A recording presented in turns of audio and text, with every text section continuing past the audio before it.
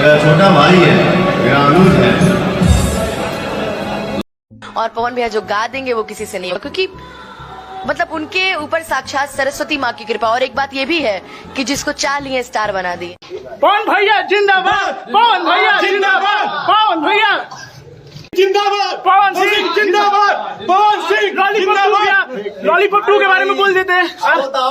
बहुत thank you भैया, thank. आप भैया ये कि देखिए, मैं मुद्दे पर पूछ रहा हूँ। एक इंटरव्यू है जिसमें अक्षरा सिंह ने ये बोला है कि भोजपुरी के बेस्ट सिंगर खेसारी लाल है, बेस्ट एक्टर खेसारी लाल यादव है। इस पर आप क्या कहेंगे? मतलब पवन सिंह को जो लगता है, अब ये जनता जानती है, पब्लिक जानता है, सबको पता है। अच्छा, कौन बेस्ट सिंगर। तो लॉलीपॉप 2 हमें कब तक देखने को मिलेगा? ये अनुमान बहुत जल्द मिलेगा। अच्छा, मारू सुनाना ढोल वाला आपका।